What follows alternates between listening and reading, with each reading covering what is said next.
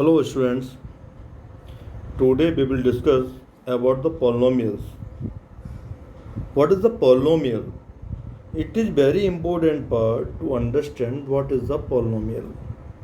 Let us see. An algebraic function or algebraic expression of the form of a n x power n plus a n minus 1 x n minus 1 जिस तरह से बढ़ती जाती हैं चीज़ें घटती जाती हैं is said to be polynomial if x is a variable और n is a positive integer जो हमारे a0 a1 a2 हैं are the real numbers it means constants जो a1 है तो ये कॉन्स्टेंट्स हैं एक्स हमारा वेरिएबल है एन कोई पॉजिटिव नंबर है। अब समझ लीजिए पॉलिनोमियल क्या होता है। एक्स स्क्वायर मैंने लिखा a x square plus b x plus c is equal to 0 एक पॉलिनोमियल हो गया। कैसे हो गया पॉलिनोमियल? एक्स वेरिएबल है पावर 2 है plus b x plus c x variable a b c are the constants. A b c क्या है? हमारे कॉन्स्टेंट हैं जिन्हें रियल नंबर्स भी कहते हैं, जिन्हें रियल नंबर्स कहते हैं। सपोज करिए इसी इक्वेशन में मैं अगर एक्स की पावर 1/2 लगा दूं या इसको x को √2 कर देता हूँ तो ये हमारा पॉलिनोमियल नहीं होगा, क्योंकि जो x जो हमारा वेरिएबल है उसकी पावर ऑलवेज हमारी एक नेचुरल नंबर में होनी चाहिए। आप समझ लीजिए इस बात को। जैसे ही मैंने कुछ एग्जाम्पल लिए हैं, ध्यान से देखिए 2x² plus 3x x square plus 1/x। अगर मैं 300x को 3x 1/2 लिखता हूँ या 1/x है ऊपर x को ले जाऊँ ये वाला तो x -1 हो जाएगा, तो ये पॉजिटिव नहीं हो सकता, नेचुरल नंबर में भी नहीं होगा। x -2 है। Are not the polynomials as the power of x are either fraction और नेगेटिव, तो वो कभी भी पॉलिनोमियल्स नहीं हो सकता।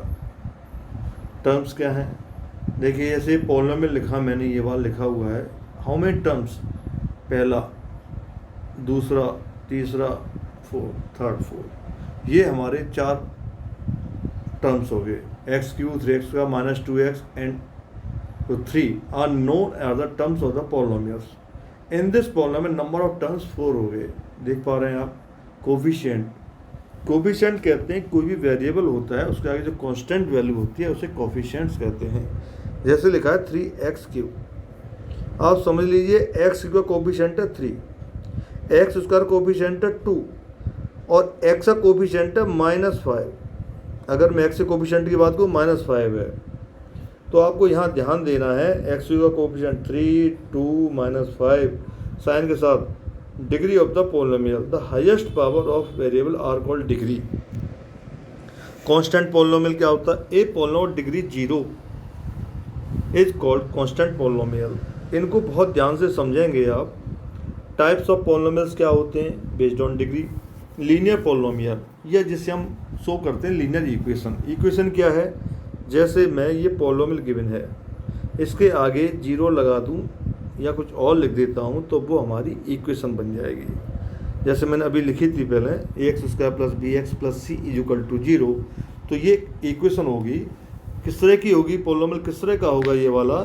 तो हम इसे समझेंगे क्वाड्रेटिक होगा, जिसमें हाईएस्ट पावर किसी वेरिएबल की 1 होती है। देखो तो इस तरह के पॉलिनोमियल्स क्या कहलाते हैं? Linear polynomial. क्वाड्रेटिक में जो हाईएस्ट पावर है वो वेरिएबल की 2 हो जाती है। देखिए ध्यान से समझ से आइए इनको आप। ये सब क्या कहलाएंगे? क्यूबिक में पावर 3 हो जाती है, बाई क्वाड्रेटिक पावर 4 हो जाती है। नंबर ऑफ टर्म्स कहें, जिस किसी पॉलिनोमियल में एक टर्म होता है उसे मोनोमियल कहते हैं। 2 टर्म्स होता है उन्हें हम बायनोमियल कहते हैं और 3 टर्म्स ट्राइनोमियल्स कहते हैं। इस तरह से हमें ये चैप्टर को बहुत ध्यान से समझना है, रिवीजन करना है बार बार। ये थोड़ी बड़ी वीडियो बना रहा हूँ जिससे आप समझ पाएँ। वैल्यू ऑफ ए पॉलिनोमियल, अगर हमें कोई भी ये एक पॉलिनोमियल गिवन है px, p means polynomial, x means in terms of x, px दे रखा है x² plus x plus 3 at x equal to 1 पर इसकी वैल्यू निकालनी है, तो x से प्लेस 1 पुट कर दो, पुट x इक्वल टू 1। तो आप देखते हैं एक्स प्लेस पे ये P1 आ गया, 1 का स्क्वायर 1, यहाँ पर x आ गया तो ये एक्स प्लेस से 1 आ गया प्लस 3 आ गया, तो सबको ऐड करो क्या आ गया 3 4 और 5। तो इस P1 की वैल्यू आ गई हमारे पास में, ध्यान से देखिए 5। सपोज ये कहता x = 2 दे रखा है, तो P2 एक्स प्लेस में क्या लगाते हैं हम, P2 = पहले का स्क्वायर x की वैल्यू 2 है तो 2 का स्क्वायर 4 प्लस 2 प्लस 3 कितनी आ गई आंसर 9। इस तरह से हमें ये वैल्यूज निकालनी है। इन्हें आप समझ लीजिए। रिमाइंडर थ्योरम क्या होती है, हम जानते हैं अगर हम किसी भी पॉलिनोमियल को, या हमारे पास एक फ्रैक्शन गिवन है Px/gx,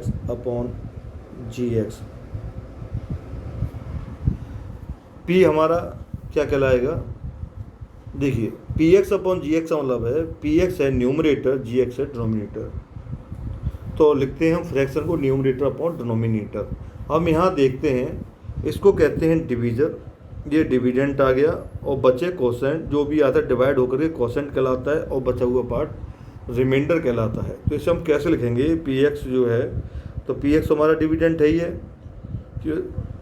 तो Px = आएगा Qx × Gx प्लस Rx। R रिमाइंडर है, Q क्या है उसका, जो भी हमें क्वेश्चन आया है आंसर में। जैसे एग्जांपल समझिए, अगर मैं जो है x³ + 4x² - 3x + 10 को डिवाइड करूँ x + 4 से, x + 4 से डिवाइड करते हैं तो ये हमारा कोसेंट हो गया, और जो बचा हुआ पार्ट है, कोई पार्ट बचता है, ये हमारा रिमाइंडर हो गया।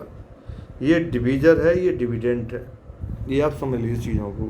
इस तरह से हमें करने हैं। तो आप सबसे पहले एक्सरसाइज इसको ध्यान से पढ़ेंगे। आप जब ध्यान से पढ़ेंगे तभी आप समझ पाएंगे क्या है। इनको नोट्स द्वारा करिएगा, और आपने नोट्स कर रखे हैं फिर भी द्वारा करिए इन्हें, जिससे आप प्रॉपर तरीके से इन्हें समझ पाएँ। Thank you students.